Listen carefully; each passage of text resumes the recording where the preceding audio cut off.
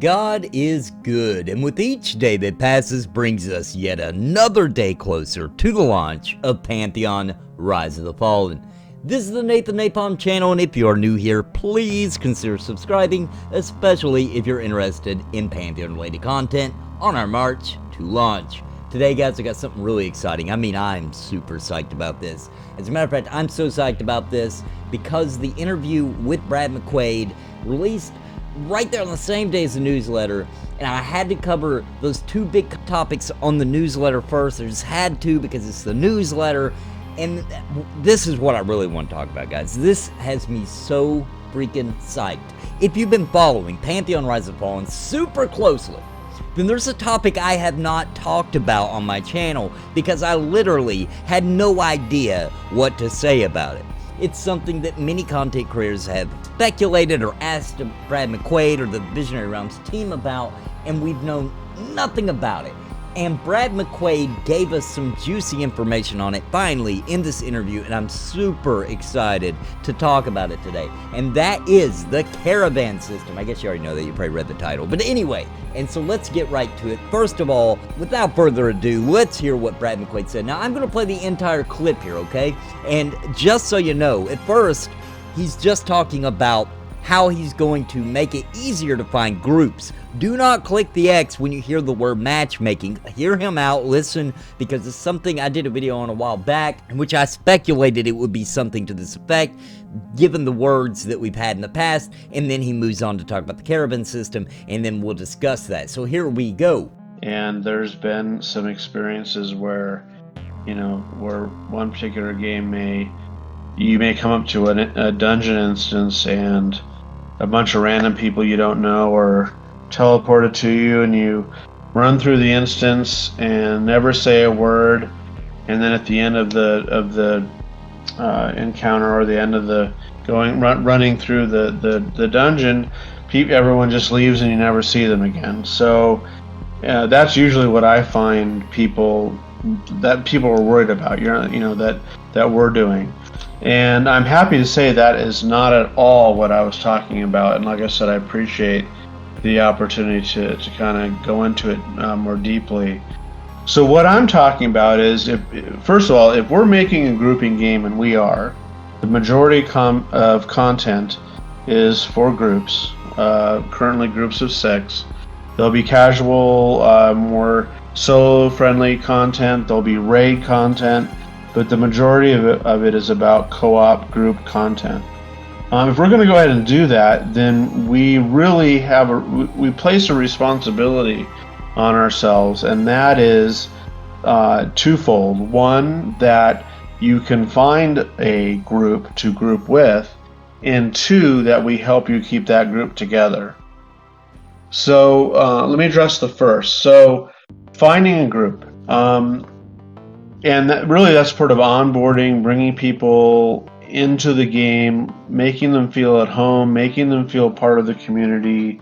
There's lots of little ways we can do that, but there's one big way I can talk about today, and that is there's going to be a matchmaking system, and your players are going to be encouraged when they create a character to fill out this group matchmaking system. Now, they don't have to. And they don't have to answer all the questions, but there'll be some basic ones like, what time zone are you in? When do you usually play? Are you a hardcore player that likes to play, 6 hours sessions, or do you only have 2 hours every night, or do you only play Monday, Wednesday, Friday? Basic stuff like that. But then, and again, this is optional, there'll be all sorts of questions about not just in-game what your preferences are and how you like to play, but what you're interested in outside of the game. What are your hobbies? What are you into? What makes you passionate? What drives you forward? And the idea here is to bring people together that have similar personality types, both in-game and outside of the game, and to create those friendships. I run into people all the time, and they've met their spouse in a game that I've worked on, or they've met friends, or they're still involved in a guild, even if that guild's not active, and they still have this relationship 15, 20 years later. And that's because a real bond. It wasn't just, oh, this is some guy I play with online, but other than that, I don't care about him. No, these are real friendships and real relationships that form. And whatever we can do to help bring those people together, help them find each other, help them group up, and then help them stay in that group.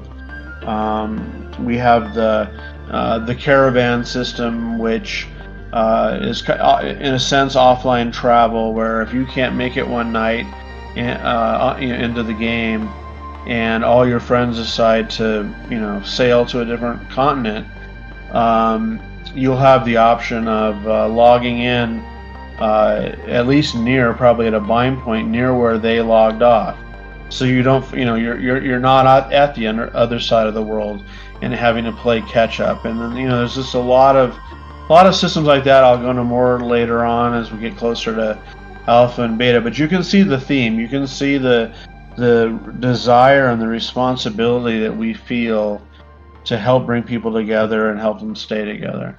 Guys, I have one word: innovation, baby. Brad McQuaid is an innovator. This is why I love this guy. This is why he is my favorite developer, because he's stepping into a world where we would have just been happy enough, and he would have gotten by and made quite a bit of money just taking his ideas from 1999 and applying them in a 2019 game, and we would have been happy with that. We would have been like, yay, Brad McQuaid's the best, thank you, Brad, you saved our life, you saved our game, you saved our genre. And we would have played it, we would have loved it, and we would have played it for years. But no, it's not good enough for Mr. Brad McQuaid. Brad McQuaid's going to take the genre that he helped create and establish and make what it is today, and taking it to the next level. His matchmaking system is so genius, I don't know what to say.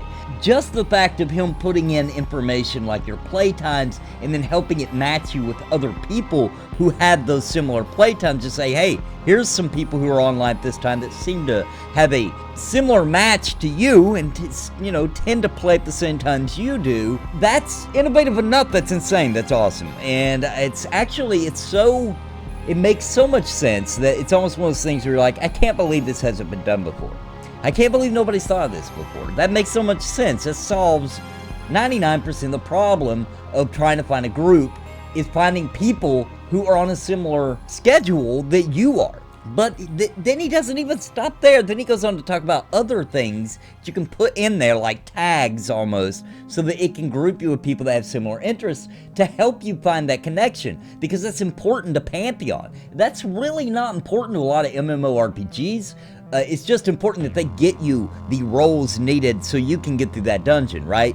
So you can get through this instance. That's normally the case in most MMOs. But Pantheon is a social game. They don't just want you invested in Terminus and in the world and in the lore and into your character and your role.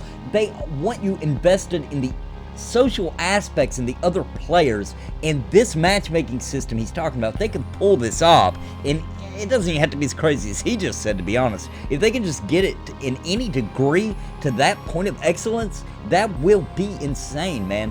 And that is a big innovative feature. The Caravan system as well, because that makes it easier for you to get back up with your group and not waste as much time. But also, he's just saying, like, it'll keep you, to where you don't have to do these massive travel times, like crossing continents. I'm going to assume in Pantheon's going to take quite a bit of time. So, he's trying to think of people, because that's the number one issue that even the Pantheon fan base, the Pantheons even talk about a lot, is not having a lot of time now because of jobs, children, wives, whatever the case may be, and they don't have a lot of time, so they don't want to waste 2 hours or even an hour of their playtime sitting on a boat waiting to get to the continent where their friends are, and guess what? Then they only get to play together for an hour, and then that's it. It's night done, So things like that make it easier. Now, it's not going to just make you pop up where your friends are and teleport you across the map and things like that, but it will keep you like, all right, this is the people you plan on playing with tomorrow, cool, set the Caravan system. If they move continents, if they move massive amounts of ground, it'll put me at a checkpoint or a bind point that is close enough to them to where I can at least get and catch up with them. and play with them some more tomorrow or whatever the case may be. So that's really smart, and I think that that's the best solution I've heard without ruining the world, without making the world seem smaller by just simply doing teleports. Things like that just shrink the world and kind of diminish the meaning of the world and the immersion, and just make, you know, it's not a world anymore, right? It's just, it doesn't even seem large or epic anymore. Okay, so I really like that system. I think that was very smart. But man, that matchmaking system, bringing people together and helping them stay together, that is a really cool concept, and it's part of their core philosophy and the vision of the game, and I'm looking forward very much to seeing how it all plays out in the end. Guys, I hope you enjoyed the video today, and I will be covering more things that Brad McQuaid talked about. I'll have a link down below if you just want to listen to the entire interview. Now, it was a very long podcast, and it had talked with some people from the Classic community, but I did find a link that will bring you directly just to the Brad McQuaid interview. If you want to listen to that, there'll be a link down below in the description. And until next time, guys, God bless and happy gaming. Please listen to what I say. I've been making videos all day. My friends all say I'm it's a video buffet. You can even hit replay. But please just subscribe. I can't even describe being part of my tribe. I'll even offer you a prize, but just please just subscribe and hit the bell notification too.